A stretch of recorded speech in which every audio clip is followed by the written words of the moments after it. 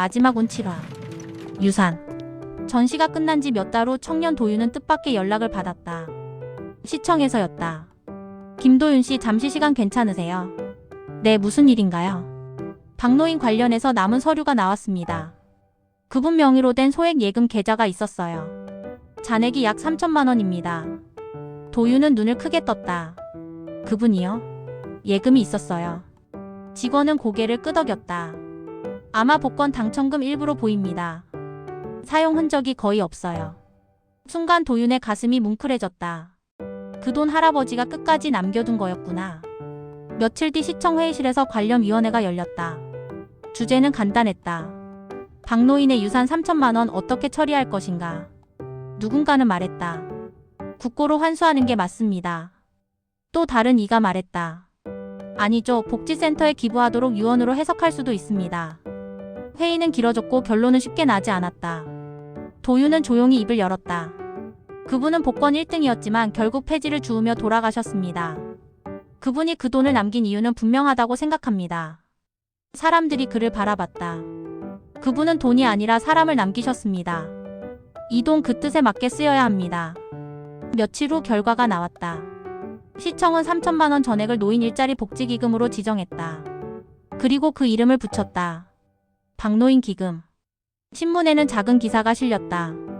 복권 당첨 노인 생전 남긴 3천만 원이 노인복지기금으로. 끝까지 남을 잃은 박노인. 그날 밤 도윤은 전시실 앞에 다시 섰다. 박노인의 손수레는 여전히 그 자리에 있었다.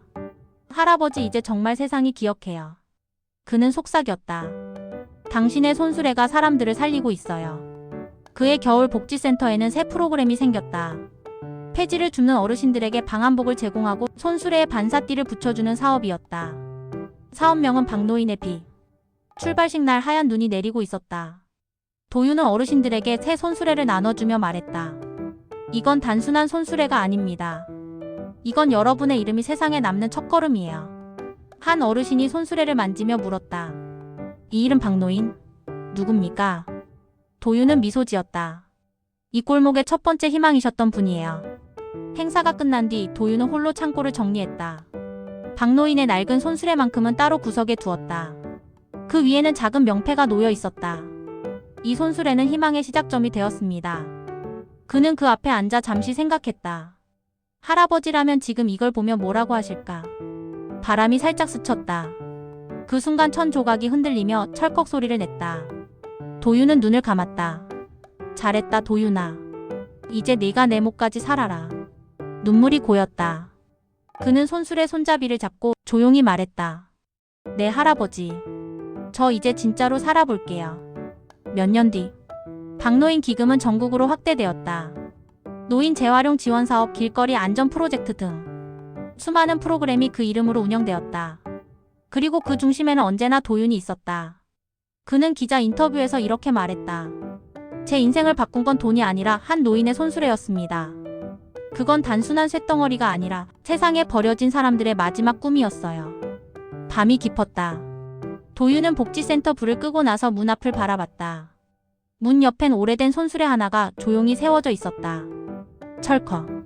손잡이를 살짝 밀자 낡은 바퀴가 부드럽게 굴렀다. 그는 그 소리를 들으며 미소 지었다. 할아버지, 이 소리 아직도 세상에 남아 있어요. 마지막 운 8화. 다시 거리에서. 시간이 흘렀다. 도윤의 머리카락에도 흰빛이 조금씩 섞였다. 박노인의 손수레는 여전히 복지센터 전시실 한쪽을 지키고 있었다. 하지만 세상은 많이 변했다.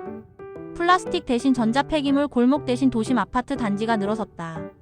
그래도 도윤은 여전히 그 골목을 잊지 못했다. 그가 세상을 처음 따뜻하게 느꼈던 곳, 박노인이 마지막으로 미소 지었던 그 자리였다. 어느 날 센터 후배가 말했다. 선생님, 내일 아침 폐지 주는 어르신들 실태조사 나가시죠? 응, 나도 같이 갈게. 그는 오랜만에 현장조사 명찰을 달았다. 겨울바람이 싸늘했지만 그의 걸음은 이상하게 가벼웠다. 새벽 5시.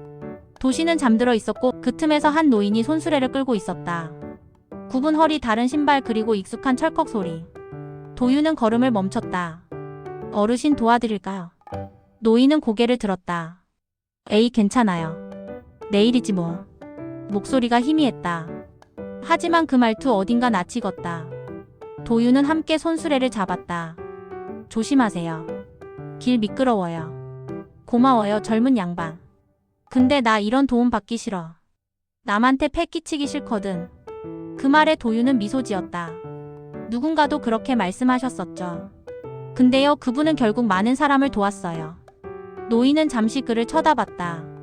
그분이 누군데요? 박노인이라고 오래전에 이 거리에서 손수레를 끌던 분이요. 노인의 눈이 동그랗게 커졌다. 박노인? 혹시 아세요? 노인은 잠시 하늘을 올려다봤다. 글쎄, 그 양반 얘기 많이 들었지.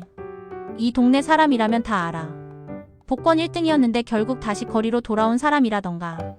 그는 쓴웃음을 지었다. 사람들은 그를 불쌍하다고 하지만 나는 그게 진짜 복이라고 생각해요.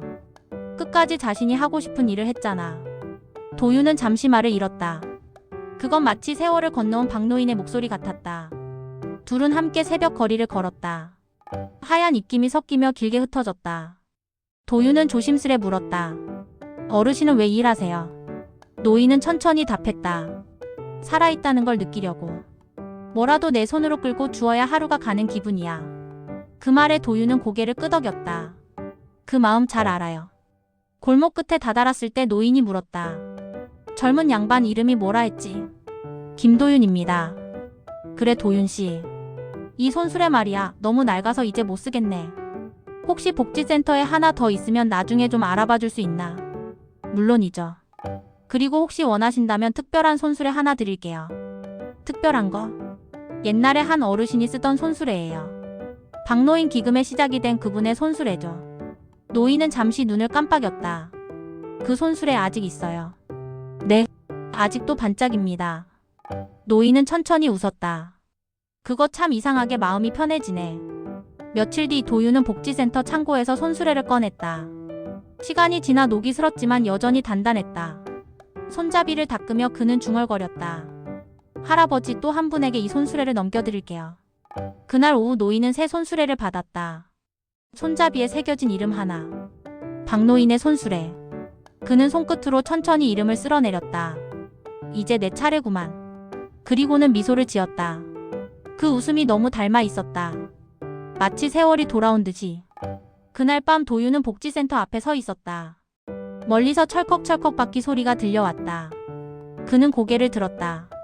길 위에 눈이 내리고 손수레가 그 위를 천천히 굴러가고 있었다. 그 빛이 가로등 아래서 반짝였다. 삶은 돌고 도는 거야. 누군가는 잃고 누군가는 이어가고. 도윤은 눈을 감았다.